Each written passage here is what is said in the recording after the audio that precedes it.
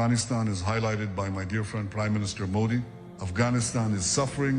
Afghanistan په remains. دې وروستیو کې ځینو مغرضو رسنیو یو ویډیو داسې خپاره کړی چې ګواکې د اسرایلو په پارلمان یعنی کنیسټ کې د رسمي مراسمو پر مهال د افغانستان د اسلامي امارت او د هغه د مشرتابه په اړه ځانګړې څرګندونې شوي.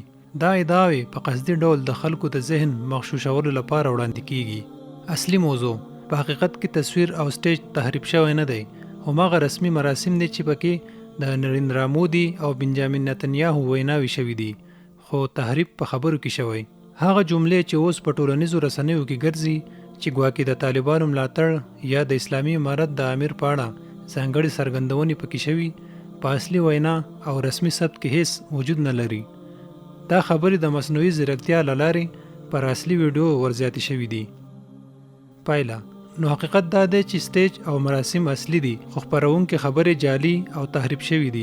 دا ډول پروپاګند د فتنې او ګډوډۍ هڅه ده، نه د حقیقت انعکاس. په هر خبر او ویډیو د باور کولو مخکې باید یې سرچینه او اصلي بڼه وڅېړل شي.